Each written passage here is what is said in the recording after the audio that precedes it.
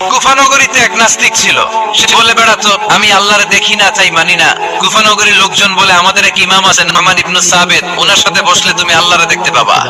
সে বলে, তাই তাহলে তোমার ইমামকে ডাকো। সেটা ইমাম টাইম দিলেন, এই জুমার দিন, আজকে জুমার দিন না, এই জুমার পরে ঠিক ভর দুপুরের দিকে একত্রিত হবে। নাস্তিক আসবে, সেটা ইমাম আবু হানিফাও আসবে। জুমার সালাতের পরে লোকের বন্যা বয়ে গেল, বাঁধ ভাঙা জোয়ার, অনেক মানুষ। নাস্তিক এসেছে, লক্ষ লক্ষ লোক এসেছে, আসে নাই ইমাম আবু হানিফা। আসে না আধা ঘন্টা, 1 ঘন্টা, 2 ঘন্টা পরে আসছে। নাস্তিক বলে, এই তোমাদের ইমাম, যার কোনো সময়ের জ্ঞানই নাই, এর সাথে কিসের তর্ক? সাইয়েদনা ইমাম আবু হানিফা বলে, ইনদি উযুর, আমার উযুর আছে। কি উযুর? সাইয়েদনা ইমাম আবু হানিফা বলেন, আমি ঘর থেকে বের হয়ে আসার পথে একটা নদী পার হয়ে আসতে হয়।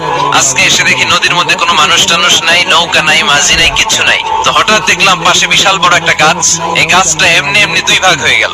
হঠাৎ গাছ থেকে এমনি এমনি লম্বা তক্তা হয়ে গেল। এমনি এমনি তক্তাগুলো জোড়ালে হঠাৎ গাছ থেকে এমনি এমনি লম্বা তক্তা হয়ে গেল, এমনি এমনি তক্তাগুলো জোড়া